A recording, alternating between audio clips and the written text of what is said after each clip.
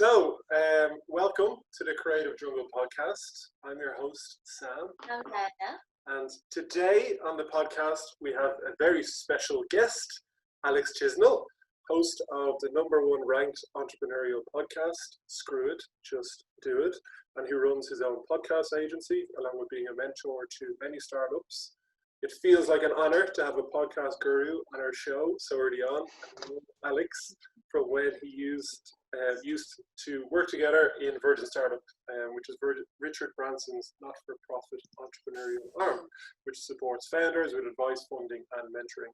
He's had the likes of Holly Chucker from Not on the High Street, Richard Reed from Innocent, Jamie from Made in Chelsea and his business, and the inspirational Lewis Howes from the US. I love. Do you? I didn't know. I read that. I didn't know that. Yeah, it's so true. I really follow the podcast he does as well. School of Greatness. Yeah, School of Greatness is so good. So today we'll be talking to you, Alex, because you've had quite a journey through life, and we reckon that we can all learn a lot from this. From being a journalist with BBC Radio Wales to nearly 16 years as cabin crew with Virgin Atlantic, flying all over the world, to setting up your own sports injury clinic, which I didn't know you did. Oh yeah, squeeze that in. Yeah, squeeze it. And finally, having your own inspiring podcast and podcast agency. I mean, it's a mouthful. It is, I'm afraid. Just getting started. Yeah, absolutely. And basically, we're so excited to learn how you reinvented yourself so many times and created such a unique life. Yeah, I think that is the phrase, to be honest with you. I think my mother actually said that to me a couple of years back, like, you've reinvented yourself, Alex. You know, I'm very proud of you. You reinvented yourself.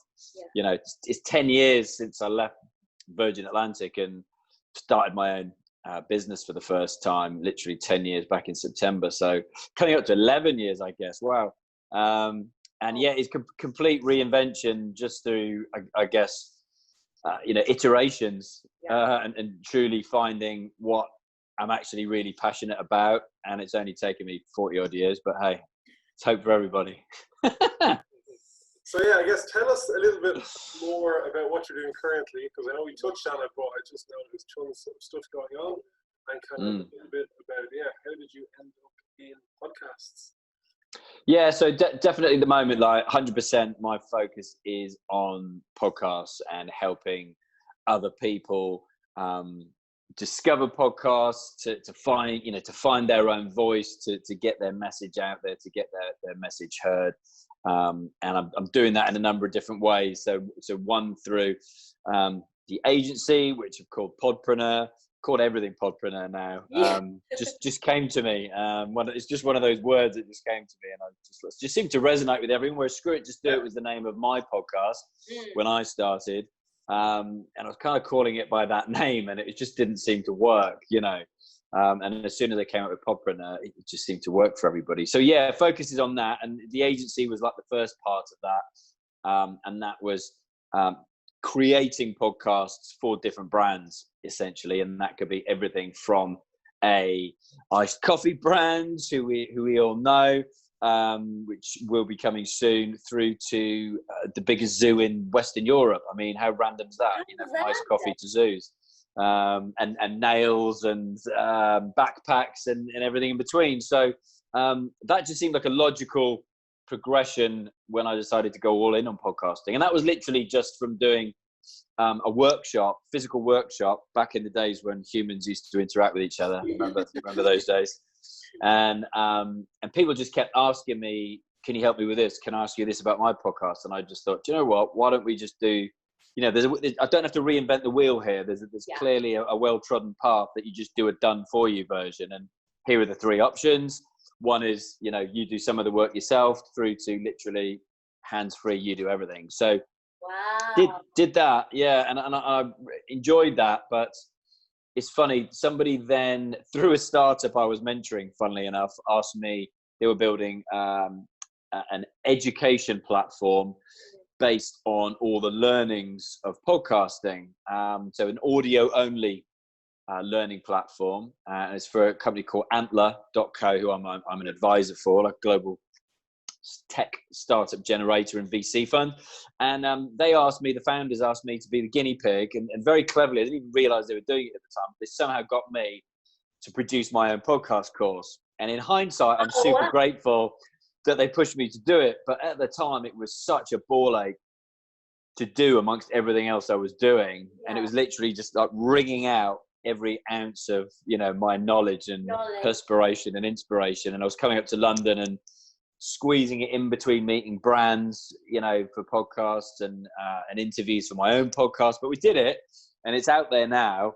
And that's the more, one of the lessons I've learned over lockdown is that, I prefer working from home than being in an office all day, and I don't need to be traveling as much as I was. I was at one point, back and forth to London 3 days a week on the train, 4 hours, 2 hours there, 2 hours back. And I was like, that was never even part of the plan. Yeah. How does that, and things often happen like that, don't they, in life? You just like, how did I end up in this situation? And I think that's what's been great about, one of the positives for lockdown is that kind of reflection and going, actually, how do I want to work? How do I want to live? Where do I want to work? Where do I want to live? Yeah. And I started, as kind of alluded to earlier, this Podpreneur Facebook group just for something to do. Let's start a group and help people start the podcast. And so many people have said to me, they've been thinking about launching one, and it just gave them the nudge and the realization they had a little bit of time on their hands.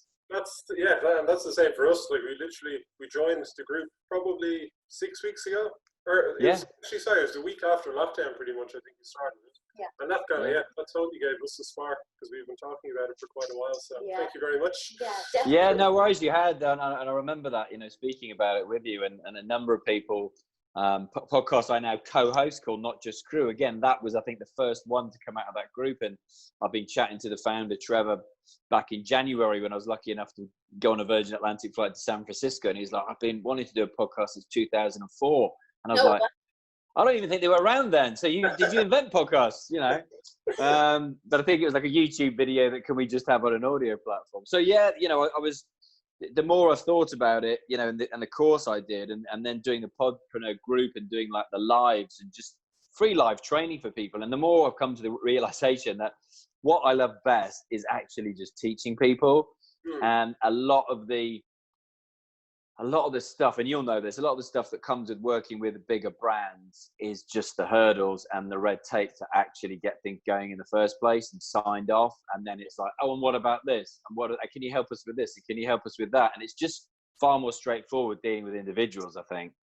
Yeah. You just go through all these different, and it was the same when I was at Virgin, and you forget what it's like, but you just go through all the different departments and the hierarchies, and it's just like, I love seeing the finished product and seeing a brand produce a podcast, and seeing it as, and it's interesting, when you asked me to come on this podcast, and I never thought I was actually that creative in the great scheme of things. But when I look back, I know when you look back, you're actually, I'm actually creating a piece of work, an piece of art for different people, and helping other people do the same. So it's made me really think. Been interesting. Like I said, there's been more homework on this interview than any other podcast interview. I can't believe that.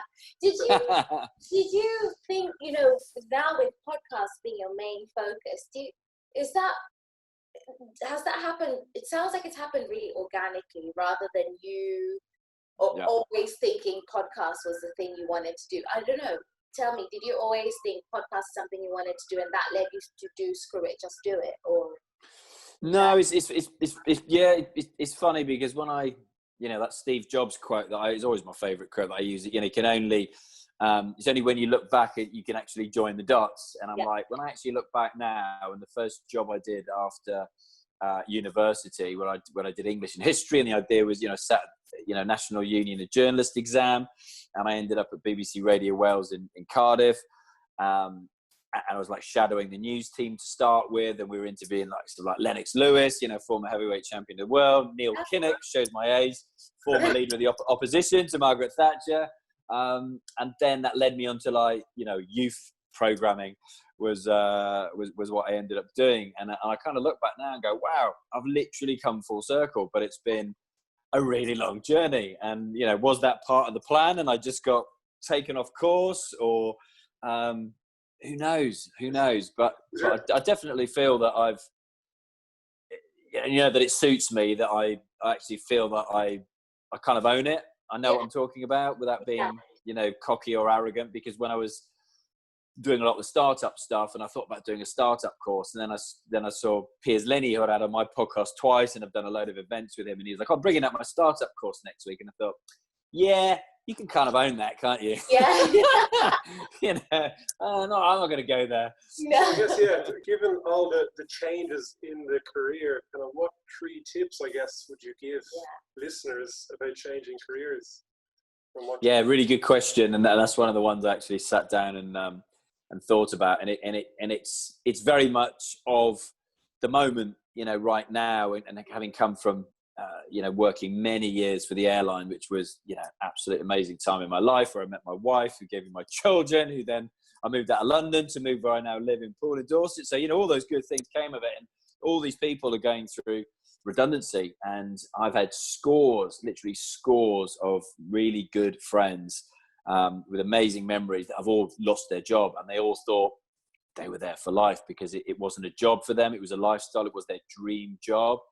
And clearly there was a process, but, you know, there seems to be some really commonalities, and it's funny, like I think 5 years, you know, I don't know, 10 years ago I would have looked at it very differently, but now I look at it with a business mind, and for me it looks like they've just taken the decision to get leaner and get younger, and at the time I wouldn't have seen it like that, but now I can see, you know, they've gotten rid of a lot of the part-time staff, because it doesn't make sense for them to actually, the way that people work the system there, it didn't financially make sense for Virgin.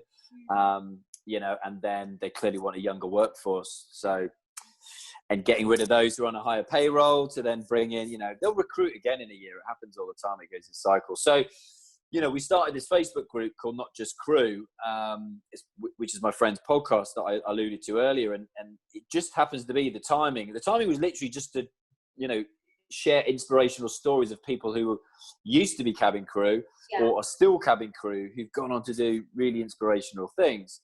But off the back of that, it's completely changed, and it's, you know, it's up to 2,000 people today, and in like a week, 5,000 people watched our video last week that we did, the live we did, and everybody's just asking for advice on careers. So it's really, you know, the fact that you asked this question, and, you know, I'm just saying to people, you know, for me, you know, a couple of things is, you know, breathe, you know, take a step back, breathe into it, take stock of the situation. That is the most important thing for me.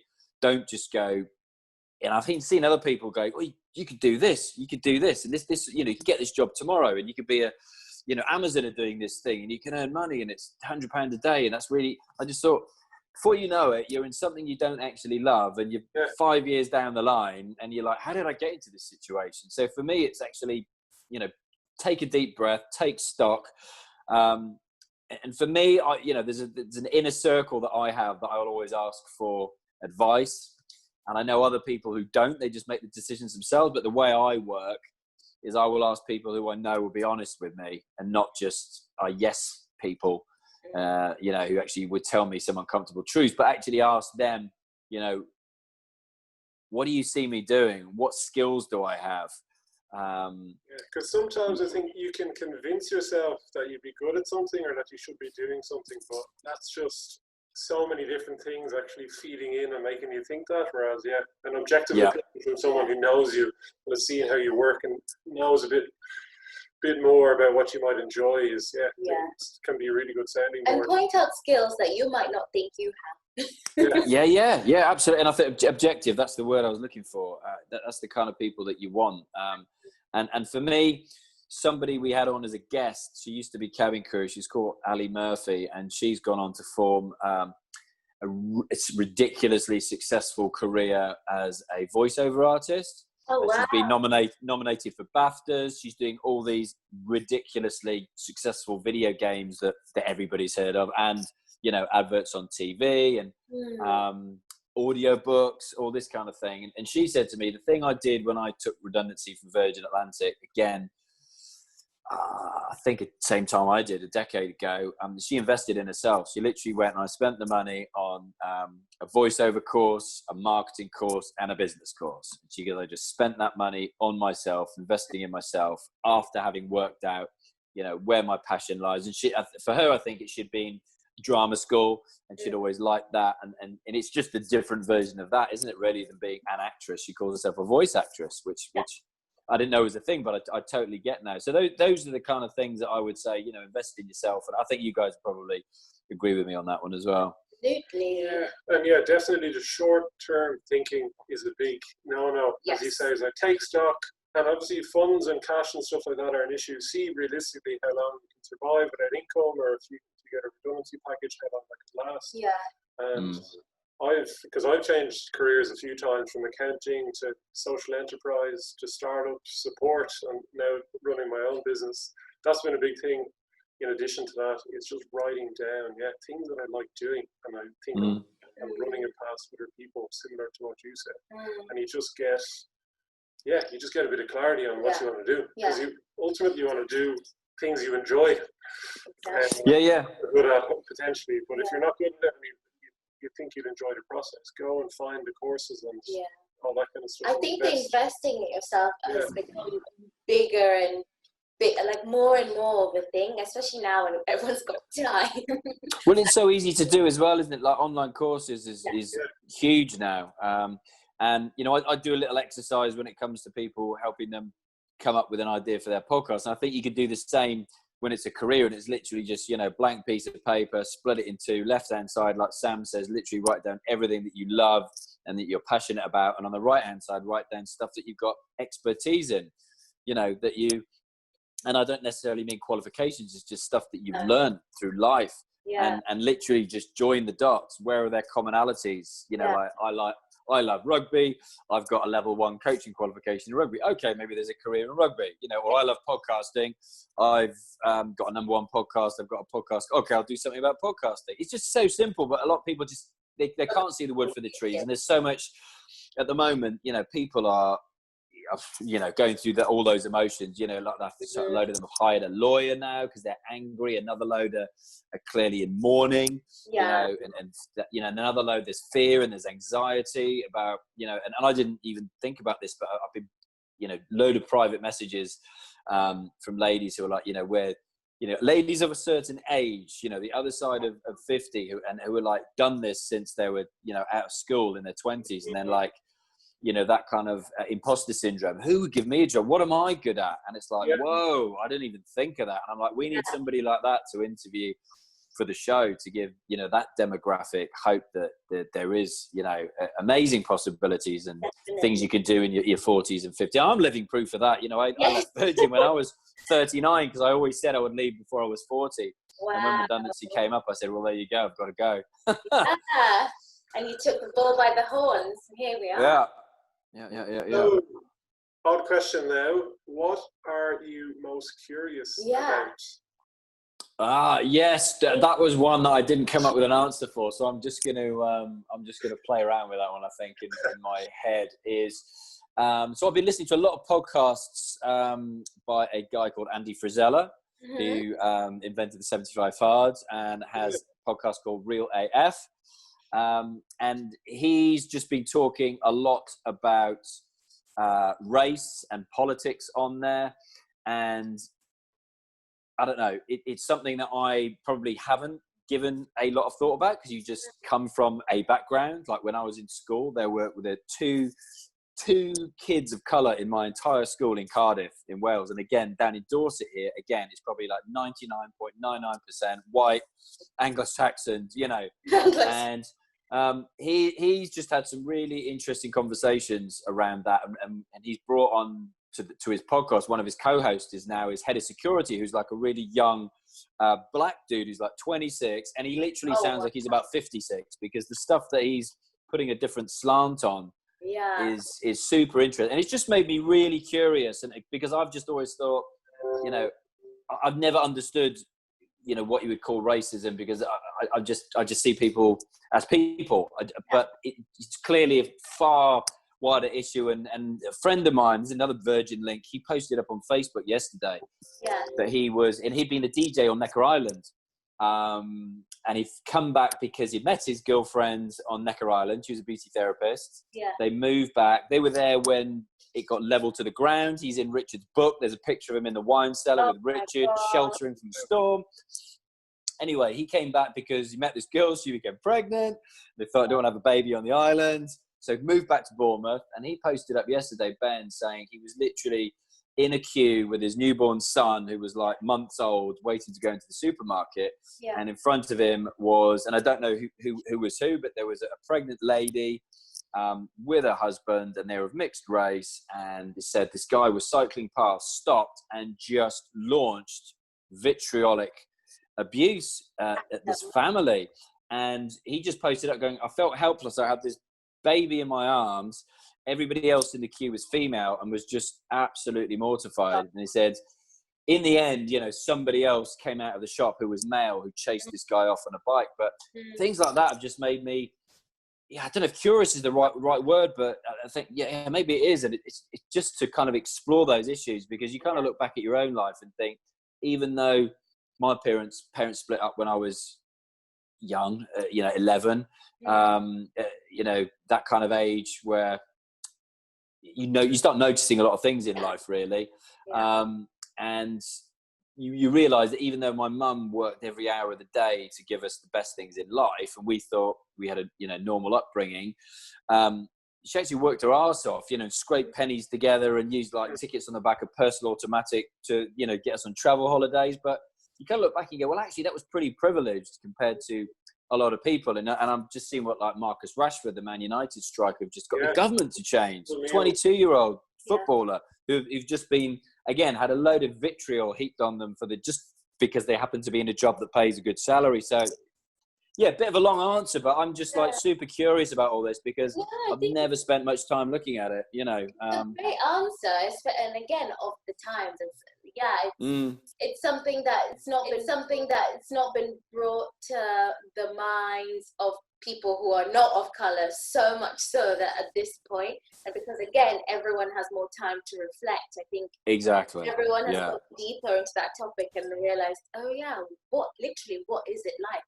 Or I don't understand, what it's like. And even me telling some of my stories to some people were just saying, God, I never realized that happened to you or happened to you. And yeah, I mean, why would they? And unless I told them. And now it's great that more and more people are talking about it, and the amount of amazing books and amazing stories and interesting stories, and some horrible stories that are coming out.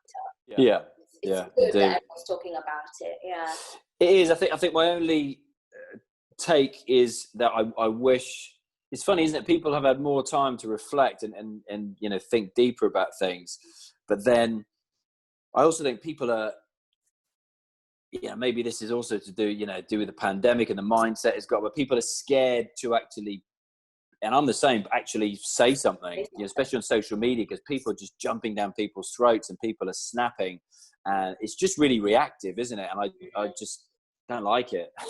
Tense. It's tense. I like it. It's a tense Yes, tense is the word. And then something even more tense happens. Yeah. Tough, isn't it? Yeah, like I'm the same. Obviously, Diana is black, and I feel very uncomfortable talking about it, and kind of lots of chats with Diana to kind of figure out what's happening and how she feels. And I kind of get the impression that, kind of people of color are grieving, really, because it's just their whole life seems to have just been a lot harder, and loads of things happening, and that's kind of what's flowing out now, and they're frustrated, and that's why there is that kind of backlash sometimes. Yes, a lot of emotions. Yeah, and there's a lot of emotion, isn't there? Yeah, there is. So back to the podcasting. This is the podcasting section again. So podcasts are obviously exploding, and you've kind of jumped in to kind of help people set up their own podcasts. Why do you think it's so powerful? Why do you think they're so powerful for brands and people to kind of get them up and running? Yeah, good question again. And I have thought about this, quite a lot, because podcasts have been around since 2004, and they've, been peaks and troughs in popularity, but it literally has exploded now. And I think one is probably, awareness, again, the media. I mean, I've had my show for over 3 years now, but there wasn't the level of press and publicity about it that there has been in the last year. And then literally, you know, stats wise, January 2019, 500,000 podcasts. January 2020, 850,000. Wow. April the 20th, 2020, 1 million podcasts, says Apple. So, you know, boom. That's massive growth. That's massive growth. Out of interest, roughly any idea what the percentage is between the US and the UK? Like, is it predominantly podcasts in the US, or is it spread all over?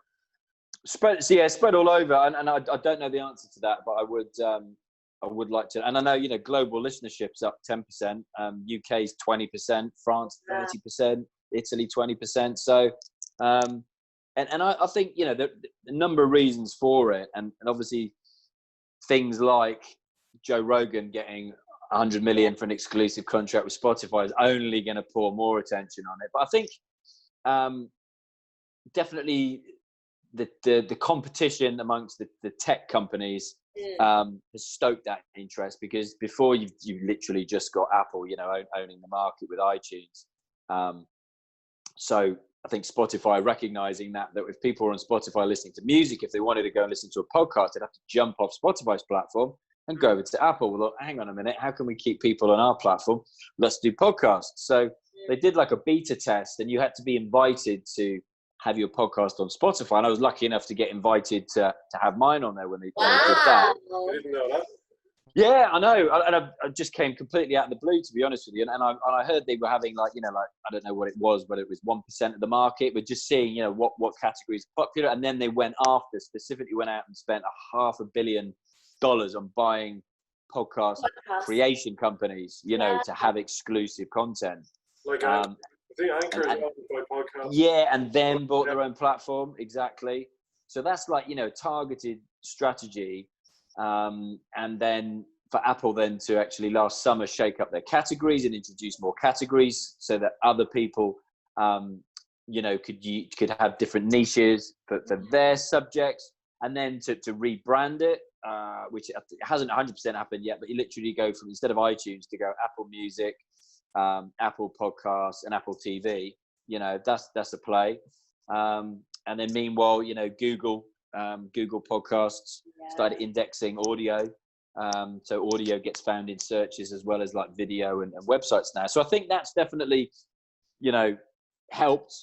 I think the fact that there are, you know, now it's probably, you know, I probably get about 7 or 8 proposals a day from either PR agencies or podcast promotion agencies. And clearly 5 years ago, there's probably never a thing called a podcast promotion agency. Wow. There's new jobs being created, aren't there? You know, all the time. You know, just like when YouTube came along, I want to be a YouTuber. What the hell was that? Well, now everybody knows what that is. So these are proposals for you to do podcasts for them, or to help them with their podcasts. To have their guests on my show. And I think they trawl through the charts and see who's in the charts. And I, you know, quite a good relationship with quite a few of the PR agencies now, and they you know, will put out to their clients, you could be, so we've got this in the Telegraph, we've got this piece on Sky News, we've got this podcast.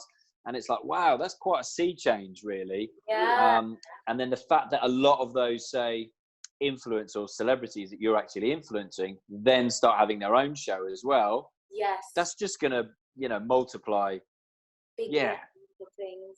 And I think, you know, one of the differentials for me is that unlike social media, unlike YouTube, Netflix, Amazon TV, unlike all of those things, you can do other things whilst you're consuming a podcast, because you can listen to it.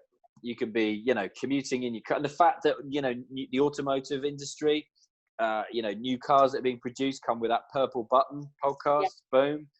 That's only going to increase listenership. So I think, you know, lastly would be, you know, you do form an intimate relationship with who you're listening to. Like, I kind of feel like I know Andy Frisella now from listening to his show. And I know people have approached me when I've done live events and said to me, you know, listen to your podcast. How's 75 hard going? And how's your mum? And it's just like, oh, how do you quite know? mad. Yeah. People know you. People send you little, DMs and voice messages and stuff. I had one today, funnily enough. Someone was like touting for business, but they listened to my show because they referenced a couple of things within the last episode. So I thought, even if they've only listened to the last episode, they've done their homework. Yeah. So yeah, I think that intimate relationship, differentiates podcasts from a lot of other content, and it seems more accessible, I think, as well. Listen to it wherever you want, whenever you want, and on whatever device you want. So yeah, all of those factors, I think. I really like your point about the intimate relationship, because then it stops something just seeming like a brand or a far off business, and it becomes, as you say, like your friend, somebody you know. Yeah. I think that's why it's attractive to brands as well, because they can, it's their tone of voice, isn't it? If you kind of go into like the marketing side of things, it's that what's the voice of the brand and the personality, and definitely. Who's out of all the podcasts you've done, who was your favorite? Favorite 2 or 3 people. 2 or 3. Okay. 2 or 3. I go 2 or 3. How many have you done now? It's a few hundred. I am just about to do 250 in about 3 weeks. Oh wow! Which is nuts. That's quite a celebration. I would say a recent one that I did, Alan Barrett from Grenade, is just hilarious. Just so funny. Their story is phenomenal. And it's just a crazy ass story. Pounds or something, and nearly 70 million turnover. I saw you posted something. Yeah, they got like VC money for 72 mil 3 years ago, and now I just saw a magazine article saying, are they going to be the next $1 billion British brand? And that wouldn't surprise me. But yeah, or what stuff do they do? All I've seen is protein bars in shops, but do they do lots of other products also? Yeah, so that protein, they started off with like protein powder, these big jars and stuff. Yeah. And then over time, you see other opportunities, don't you? And then they were like, actually, the size of the protein market is this, but if we got protein bars and we actually made them tasty, because most protein bars taste like crap, we could own the confectionery market. So they've now got the #1 chocolate bar in the UK. Which is not. And now they've just released an energy drink, which actually tastes really nice. Because I got a load of freebies when I went up to help them with their podcast. I bet you did. Came up with a case of stuff. And, that's crazy. His dream was always to be the sports nutrition version of Red Bull. So clearly, I reckon in the back of his mind, he always wanted to do an energy drink. It's just taken 10 years to go, do you know what? I think we could do an energy drink now. Because we got the chocolate bar. I think it's kind of an obvious, again, one of those purchases that sits, near the till and all that. But he's just hilarious. And I just think, again, it's just such an inspirational story. And there's, Virgin connection. He knows Richard really well. They've been to Necker Island a bunch of times. They've won like the Sunday Times Virgin Fast Track 100, I think. 6 or 7 times. And he's just so accessible, he's just so accessible. He flew all the way down. I asked him to come and speak at my event in Bournemouth, my annual event, and he literally flew down on his own. He happens to own his own plane. His passion is flying, so he can do that. But look, I only put him up in a hotel room. I literally just paid for a hotel room and put him and his wife Juliet up for the night, and just rocked up, did a talk, and flew back. So amazing. Birmingham. So it's good couple of hours away. Oh wow! I need to check that out. I saw that post and I thought, God, what an amazing story. And you just know their bars being so delicious. I really need to listen to that. And he just explains it really simply, and he just breaks it down so simply. Some people, myself included, I think, just overcomplicate things, and for him, it's just. It's just dead simple, really is. And again, it's a bit like, Richard, I always saw, always just employ people. He just says, I'm I'm good at, one thing. I'm shit at 99 out of the other 100. So I just employ other people who are better than I am, and it's just such a simple strategy, but it works. So Lewis and the getaway person. What was it like meeting Lewis? Just for me to know. you're my next step closer to meeting him. What was he? Do you know the funny thing is as well is that and this always makes me laugh, and I'm always surprised by it, and I don't know why, because it happens all the time, is that his email is literally lewis@lewishouse.com. No. Yeah. That is okay. His PA literally copied me into an email and go, speak to Lewis directly on this one, because he's trying to figure out, a bunch of different stuff and what's the angle, the Virgin angle he was clearly after. He was basically after, this is why I think he interviewed me, he wanted it to get Richard Branson on his own show. Yeah. Yeah. But he's quite pretty introspective, pretty deep, to be honest with you, which was not what I was necessarily expecting.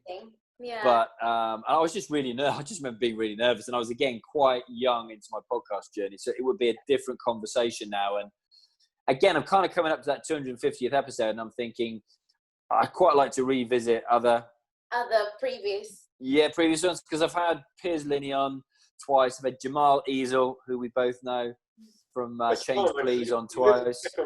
So I cycled past him about a week ago. Really?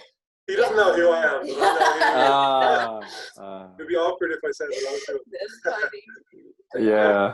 On that, because you kind of threw yourself into the podcast as we're kind of trying to do at the moment. How many episodes in did you feel kind of like, okay, I actually feel like a podcaster now, for want of a better? Did it take Cool. 5, or was it like 50 in? You're like, okay, I actually know all the ins and outs. Yeah, that's a good question, and one I actually haven't thought about. So looking back, I think you're probably right. I tell you what it was. I think it's when I went to like 2 episodes, when I actually did my own solo episode, and I just did that by accident because I had a bunch of people cancel on me. I didn't have an episode to put out, and I had to put something out, so I just recorded myself, and I just did an episode on the commonalities in the rituals, habits of the guests that I'd had on at that point.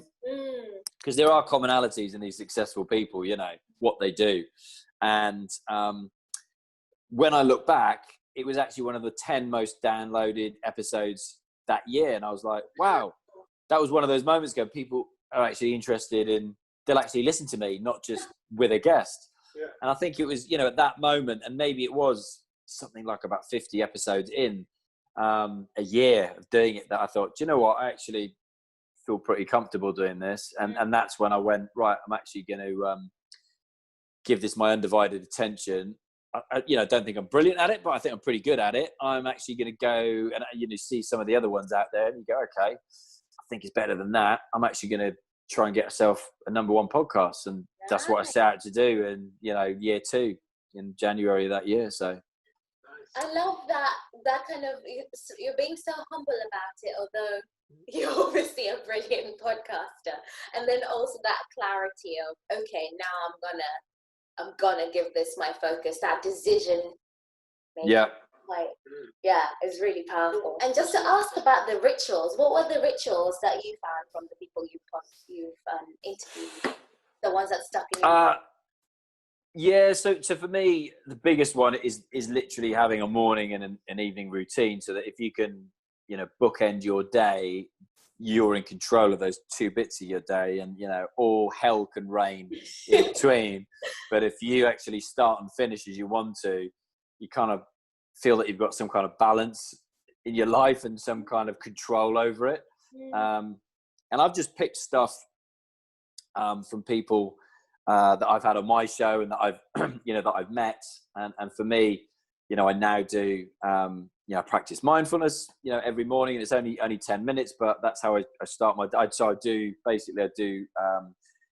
my gratefulness journal to start with, then I do mindfulness for 10 minutes, then I'll do yoga 45 minutes, which is twice as long as I want to do at the moment, but it's part of 75 hard, so I'm going to knock 20 minutes off that. And at the moment, I'm going down and throwing myself in the sea. What time do you get up at? You must get up. So I used to get up at 6, and then now I started I forget what it's like every year that, you know, even though I've got a blackout blind, I still see lights through the blackout blind, and it wakes me up, and I'm up, and it's 5 something. So I'm now getting up just before 5:30, and I'm awake, and I'm going down. We're doing a 7 a.m. swim club, just done day 18. Wow. And yes, it's cold, but it's amazing. I love it. It's just really so calm and peaceful when you go down there in the morning. It feels like I'm on holiday. It's weird. It's really weird. I was saying to the guys, and it's this little small group of us started doing it, and it's just nice. See more of my friends than, you know, I've seen for years, and it's only, we're not even there half an hour, you know, in total, getting undressed, dressed, and in and out. But it's just a great way to supercharge your day, really. I really feel a lot of people are going to have really good habits after lockdown and stuff, like things like that. You wouldn't have even considered it when people are going to work their day jobs, like, oh, swim at 7. No, I wouldn't have thought about doing it. No, wouldn't have even crossed my mind to actually go ahead and do it. Yeah. Dream guest for your podcast. Who's the one you've been chasing for the last few years that you haven't quite snatched yet? Yeah, so I would say it would be Andy Frisella. Oh yeah, he seems to be the new kind of. Yeah, that's before it was like Gary Vee, Tim Ferriss, but I haven't listened to those guys in so long now. Yeah. And I haven't chased them. Yeah. Richard would obviously be up there. Richard Branson. Yeah. Andy Frisella, I think, would be over anybody else at this point in time, just because I feel I've been on the journey with him by, you know, listening to his podcast and then doing his program 75 Hard twice.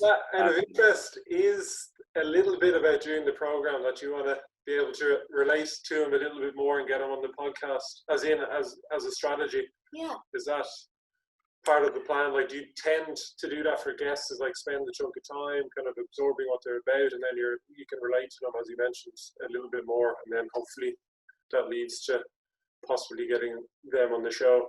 Or is it just definitely and you know, I've thought about it, you know, more recently now, because I'm halfway through this phase 1 of the next stage, 75 Hard, which is like a 30-day thing, and I failed twice, and this is my 3rd attempt. Failed in March, failed in April, failed in May, and then tried it again in June. And we're doing it. So I've thought of about a better strategy to actually, you know, get his attention, and one of them, I think, is, and anyone's podcast, is to actually leave a review, like consistently leave a review. Yeah, because he will see that. Definitely. He will see that, because you know, even the most successful podcasts, they don't actually get that many reviews, even though it's the simplest thing in the world to do, because you're listening to it, you can just scroll down, but it's getting someone to take another action whilst they're actually consuming your content is the hardest thing with podcasting. It's the hardest thing. True. That's a great tip. Just for everyone who's hearing, what's the 75 Hard Challenge? So 75 Hard Challenge it's a mental toughness, not a physical fitness program, which most people think it is, but it comes with a lot of physical benefits. So it's basically instilling a load of habits, disciplines, consistency in your life, so that when you do face really tough times, you actually got the skills and the mental fortitude to actually persevere and just keep going. So it's exercising twice a day. Each one has to be a minimum of 45 minutes each. Twice a day. They can't be done back to back, and one has to be done outdoors, whether it's, you know, sun, you know, boiling hot sunshine, freezing cold snow, you know, whatever. You have to pick a nutrition/diet plan and stick to it. No cheat meals, no alcohol, drink a gallon of water a day, and read 10 pages of a self-help / entrepreneurship book every day. Wow. And then do 5 tasks, actionable tasks that will move you and your business forward. And then now he's done this phase 1, that added another 3 things on top of that, which is why I failed twice, because it was just hard trying to do everything. Amazing. It's like an Iron Man for the mind. Yeah. So he added in having a 5-minute cold shower, hence I'm in the sea, which is even colder. 10-minute dedicated vision, which I find that's the hardest thing I find. Envisioning your goals, and you think that would be the easiest. I actually find that the hard, and that's the funny thing. Everybody finds something. Everybody's hard is different. Yeah. I had a friend who failed on reading 10 pages a day, whereas for me, I read a book a week. It's just like, easy. And then the other one is, what's the other one in there? There's so many. It's another 3 more actionable tasks, but in other areas of your life. That's a lot, like 8 actionable things. That's a lot. That's a lot. On top of the exercising twice a day, reading a book, Yeah. Well done you for doing this. Honestly, I'm so inspired. I'm just thinking I need to do 3 of those consistently a day at least. So, yeah, I recommend it to everybody. It is bloody tough, but I would recommend it because that's where I then got a #1 ranked podcast because I made it my #1 goal. Then I did which you talked about with Sam before, my 5K, which became a thing for me, and you ran a marathon. That. And then I just went and ran a marathon. And if I hadn't done 75.5, there's no way I would have been able to run a marathon. In literally went from 3 miles to 26 miles in 6 weeks. Wow. So, there's no way I could have done that without having done it. Because it was just mental. Yes, it was physical, but it was mental. Yeah. It was mental. It wasn't physical.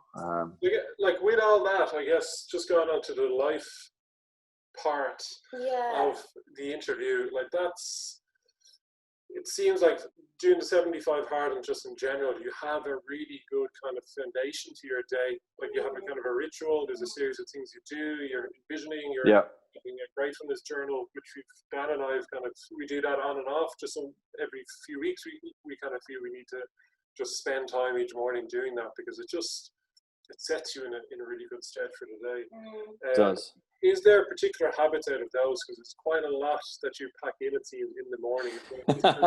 2 or 3 things that you think have to do. Everyone would benefit from. Yeah. For me, I think the probably the biggest one that gives me like clarity and focus is my review and plan.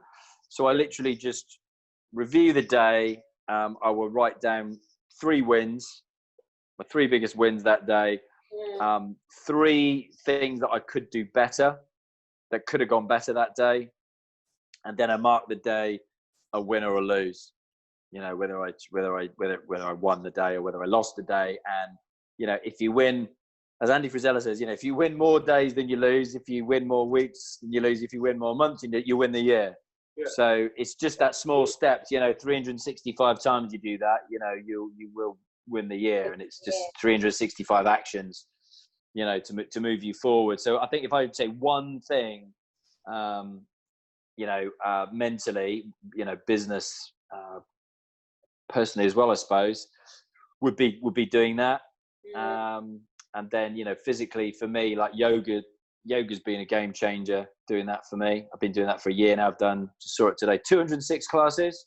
Wow. Just started that, so that's pretty much nearly more than once a day, more than one every other day. So, but I'm now doing it daily. I've ramped it up. So that's just, again, it's quite mindful. It focuses your mind, focuses your mind on your own body and how it works and how it moves and where you're strong and where you're weak, where there's stress, where there's tension. It's just getting more in tune. And again, I think it comes down to this bloody, lockdown, just getting more in tune with yourself again and your surroundings. So I think that's one physical and one mental thing maybe that people could do. I absolutely love the review your day, then week, then month, then year. I'm actually going to start that today because it literally takes 5 minutes as well. Yeah, that's so the thing. Simple. It does. Simple, but I think a lot of times, I find that you think, oh, where has this week gone? And it's all just lumped into this one big nebulous week. And actually, if you look back and you see your ticks and crosses, A, you feel like, oh, I've actually done quite a lot. And then B, next week you have more intention for what you want to do or catch up on. It gives you confidence. Because, I think you just end up beating yourself up with, whatever. There could be one real thing you want to get done, but there's 15 other things that have gotten done that are progressing you to that one thing. Exactly. You don't appreciate it. So, the journey. Yeah. So is that kind of the last thing you do at night before you go to sleep? Or is it at the end of the working day? Yeah, I want it to actually be the end of a working day. But it's not happening that way. So I'm doing it in bed a lot of the time. And then what I also do is just write down what my number one goal is. So what is the one thing? You know, it's my favorite book. Can't remember who bloody wrote it, which doesn't say much for it being my favorite book, does it? But you know, it's literally called The One Thing. Yeah. Need to get them on my podcast, clearly. Yeah. You know, and if you write that down every day, again, that just focuses your mind on what you're trying to achieve. You know, and there's a one thing for, you know, that year. There's a one thing for that quarter. There's a one thing for that month, the week, the day, and the hour that you're doing. You know, what is the most? The whole book is built on the premise of what is the one thing that you could do right now that would move everything else forward. So what is the big domino that knocks all the other dominoes down? And if you put it in that kind of term, my brain just gets it, just like amazing. And does that tend to be the first thing you work on then the next day? That's the thing to do. Yeah. And what's that? Is it Jim Rohn's book, Eat That Frog? The author, and again, it's just doing that one thing, the first thing in the morning, get it out of the way. Just don't. Otherwise, it's just hanging around all the time, isn't it? Absolutely. You know, and praying just on your dragging it with you. There's a podcast. I mean, you probably have heard it. An interview we watched. I can't remember this guy, but he used to be an Olympic rower, and his question was, "What's going to make the boat go faster?" Yeah. You know it? Yeah. Just been, and why somebody else has just had. Oh, there's a couple of things. There's a couple of ways that's come up recently, but yeah. And everything he did and everything the team did was what's going to make the boat go fast. And I just thought that was so simple, but isn't it? So powerful. Yeah, really. Because there is, especially if you're setting up a business or a new project, there's always 50 things, and trying to prioritize what to do right now is very hard. So that is definitely a good strategy for that. This leads really nicely in terms of creativity, because you've kind of talked about setting your mindset. How, are there any tools that you use to think creatively, or rather, what does creative thinking mean for you? I know you're saying you didn't even think you were creative before, but evidently you are. Yeah. If you were to think about creative thinking, what does that mean for you, and kind of how do you tap into that side of yourself? Yeah, I think it's maybe just finding, expressing what you're passionate about, what you love. And I've just seen it, in so many different ways, because I actually did think about this question. And, I can see, for example, just, my girls, my two daughters, they love dancing. And, when you only get to see them like twice a year, actually publicly, dance, but seeing it, and, whether it's ballet or whether it's modern tap, it does move you, just seeing somebody, express things using their body and their arms and their legs and moving to the music. And clearly that's creative. Yeah. My friend Bella, she's a designer, and she had like one of her designs that she'd say does like a children's coloring book, for example. She had one of her designs put on this building in LA, this huge hotel, it's like, 5-star hotel in LA. And I was like, wow. To have your work exhibited, in like ridiculous size like that, that's pretty damn impressive. And she's like the most creative person I know, I would say. But I think that even thinking of things like my nephew, my brother's boy Charlie, he's like given up rugby, and he's always been kind of like pushed into, you'll play rugby because your father played rugby, his father's played rugby, and he just wanted to act. And then he's now sings, and he just sang in front of his whole school at the age of like 13. And I thought, to stand up in front of your peers at that age, and just sing. And he sung what's that movie, that musical that everybody was watching, Hollywood, with Wolverine was the lead. Oh, The Greatest Showman. Yeah, so he sang that. Wolverine. Yeah, I've never even seen that movie. So, but I think to express yourself like that in different ways is, I completely agree with that. Yeah, I mean, to create is literally I think you kind of give a bit of yourself, like it is a form of yourself in whatever it is you're creating, be it a podcast or, as you said, a song or a piece of art. It is that self-expression. But I think I would love to see something I've made on a massive building. Yeah. That's It looked insane. amazing, I have to say. It did look amazing. Okay, so on startups, we're kind of coming towards the end, so maybe just blast you with a couple of questions we haven't gone through. Cool. So just from a startup perspective, like you've helped hundreds from when you're working as a delivery partner, I guess, on the South Coast to what you're doing now and mentoring with Antler and lots of different things. What are things that you see founders focusing on too much and focusing on not enough? Yeah, good question. I think they don't focus on enjoying the present, enjoying the actual journey, and maybe, I get it, we're all focusing on the end goal, but I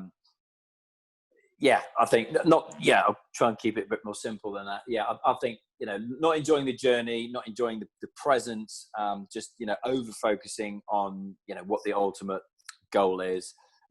Also, overly focusing on maybe the, that kind of short-termism, the financial, because I've done this, I can now go and buy the black Range Rover with a personalized number plate. I see so many of the young guys going down, this kind of route, and there's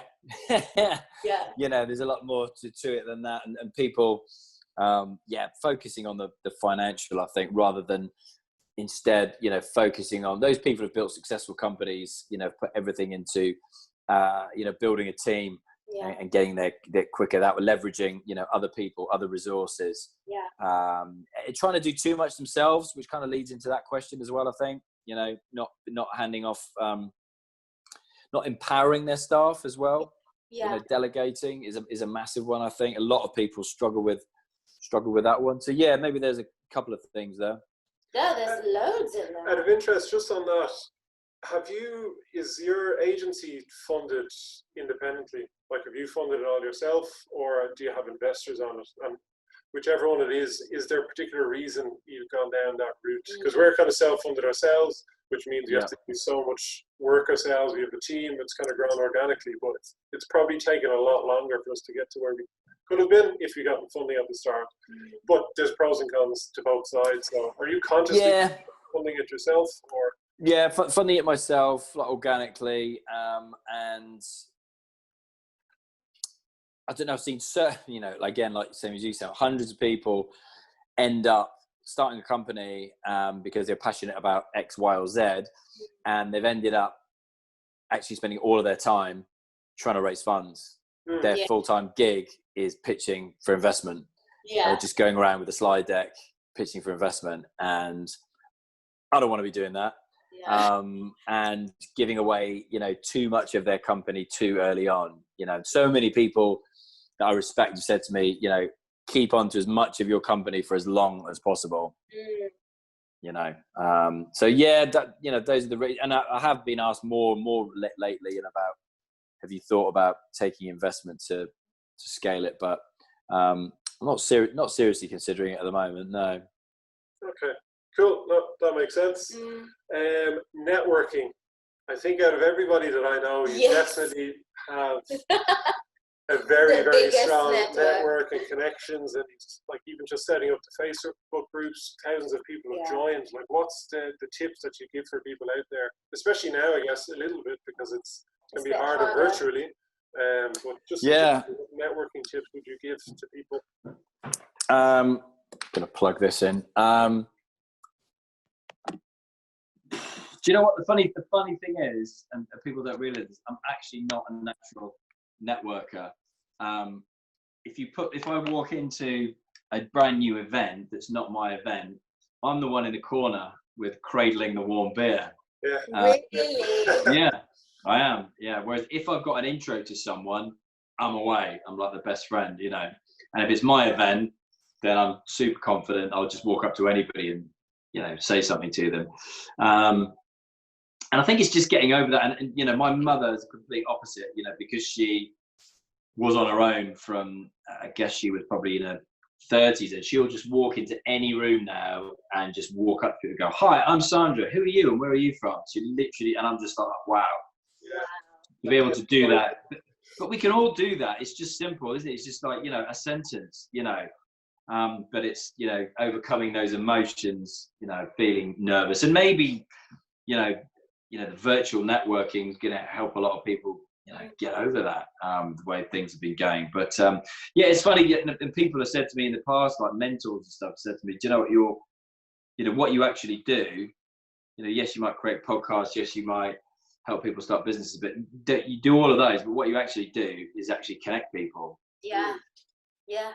Because I'll always introduce people to people, and I just think, oh, maybe I'm completely missing my actual calling in life, and there's a business around there. But yeah, I mean, So for me, it's just. Sorry, I was going to say, is it kind of that when you read something, your brain is going, oh, there's two people out there that might be interested in Exactly. So Straight away. Yeah. Straight away. You want to be speaking to John, and you want to be speaking to Sarah. Wow. It's literally how my brain works. I don't know why, but that's the way it works. Yeah, and I think, like I said, not a natural networker. I never actually set out to build a network on LinkedIn or anything. That just happened with people messaging me off the back of doing, you know, live events and then the podcast. And I think that the biggest thing, and it's the same when you're trying to get guests for a podcast, is just ask. Just put yourself out there, because only good things are going to happen when you put yourself in an uncomfortable space. See, it's a cliche, but it is the only time we truly grow is when we feel uncomfortable. It's like when you feel uncomfortable, you take that as a good sign. You're moving in the right direction. You're getting hotter. Yeah. Keep pushing yourself out there, So that would be like my one piece of advice for people who don't know how to network, don't know what to do, is literally do that. Yeah, ask and be uncomfortable.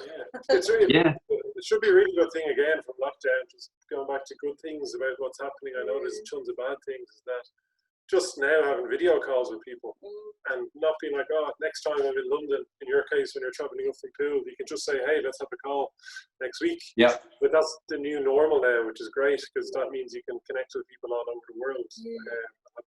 That's what I'm planning on, literally, because it's like before, do you want to come to London next week? And it was just like, well, now we can literally do that. Before, people wouldn't go on the screen now, they would just do it on a phone, and it is a very different relationship, isn't it? Yeah. Now, certain things, I still get it. You will still have to meet in person, but I do think like 90% of that can be done.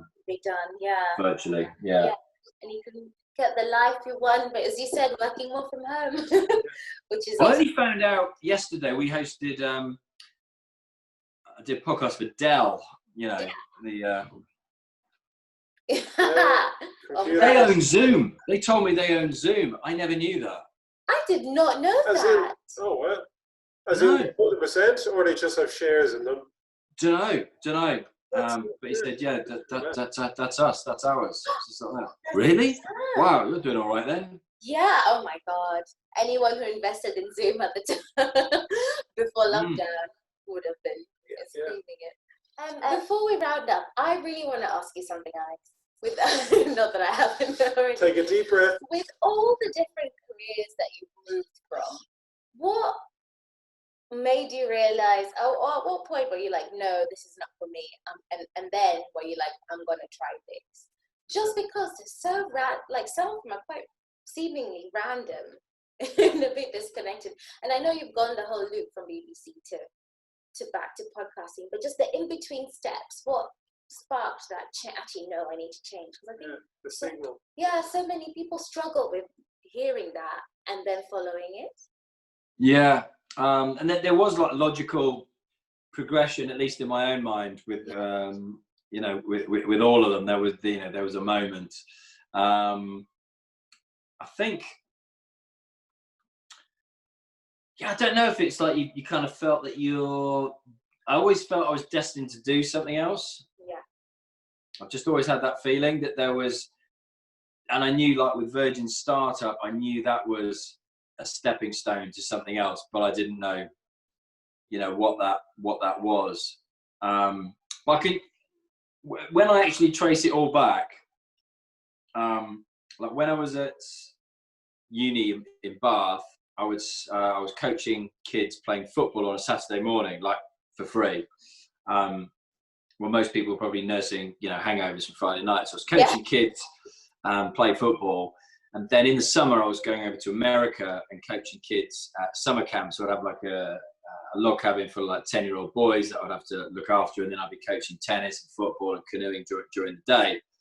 And I always wanted to help kids, you know, improve themselves, get better, you know, realize their goals, that kind of thing. And it was when I had the sports injury clinics, and friends invited me to do mentoring for YMCA.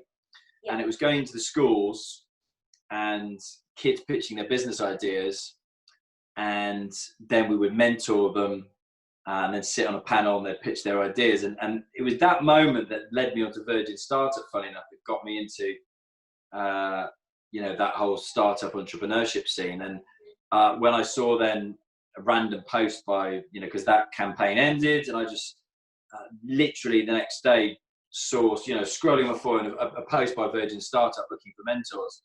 And I just thought, well, even if that means helping adults, that's still moving me in the direction of helping people, you know, with their businesses and, you know, bigger than that.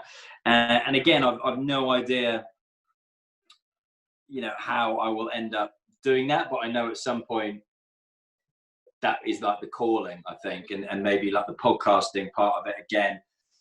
You know, every step of the way, even like when I had the sports injury clinics, that was helping people physically. So seeing a lot of people who were, for example, running marathons and getting repetitive strain injuries, you know, that kind of thing.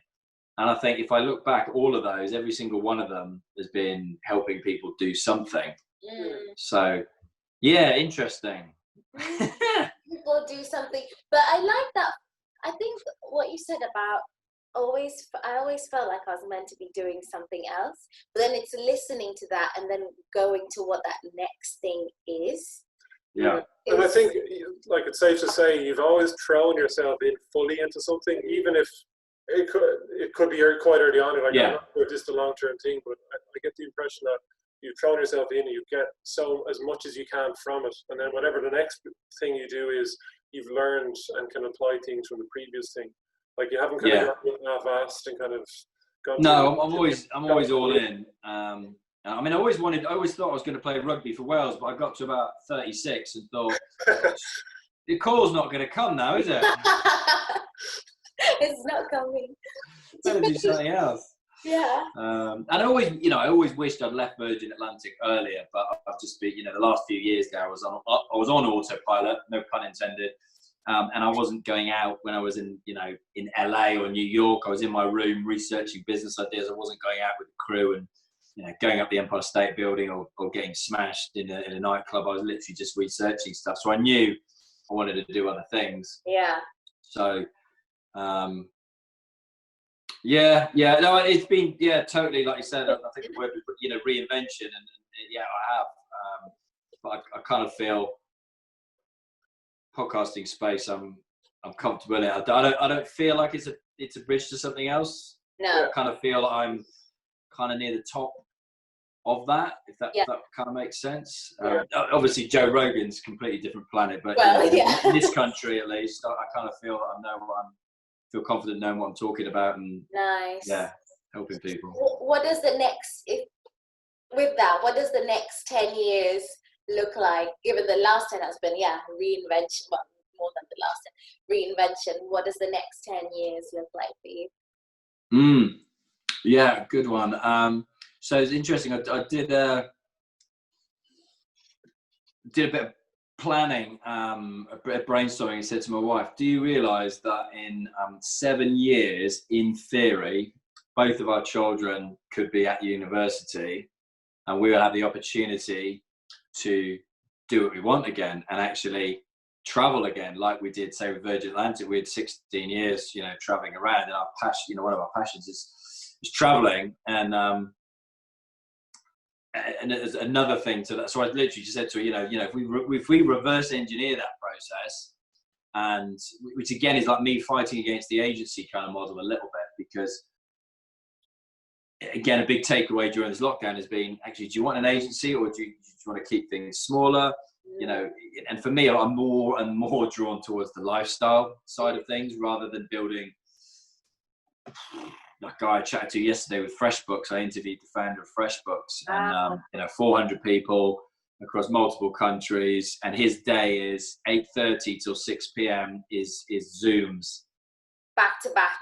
back to back to back to back to back to back to back, and I was just like, I don't want that. No. No. So for me to go, my ultimate dream is to have, which will happen, is to have a ski chalet. And I had somebody approach me the other day to do an interview, and he was like, I'm American, but I now live in Switzerland. I've got these 3 businesses, and I ski 100 days a year. And I was like, that is my goal, is to snowboard 100 days a year. So that's amazing. Really I love that. Because it is, I think a lot of people don't think that kind of thing is possible, where you actually think, what do I want in my life? And reverse engineer it, as you said. What do I need to do to figure that out? How much money might I need? Do I need to earn 150k a year? Could I earn 40k in a less busy job and have more time, or could I set up my own business to earn sufficient amounts? Like, it's really well, good. do you know what? I interviewed someone for a podcast called Louise Croft, and it was called Digital Nomad Girl, and she was my next but one neighbor. Her and her father both do online courses, and he told me that in December she made 24 grand. She's not even 30 yet. 24 grand from her courses that she doesn't even market. Wow. So they sit on Udemy. She's like, I'm not interested in learning how to market. I just want to make a course. It takes me a day to a day to make it, and maybe 3 days to edit it, post it up there. And her and her husband travel around the world. They bought 2 ski chalets in Georgia. They were like, sod buying somewhere for a couple of million in the Alps. You can have the same lifestyle, but just in another country. And I was like, wow, I love it. It's life hacking. Yeah. The tools are out there. Once you get to the sense of what you want to do, it's like, it's so possible to do it now. It's phenomenal. I love that a lot. I think that's just got to manifest it. Yeah. What's the best place for? What's the best? Oh, sorry. Who's asking the question? What's the best place for people to connect with you and find out about all the different things that you're doing? Yeah. So easiest I always think is LinkedIn, which is at Alex Chisnall. That's where most people tend to find me.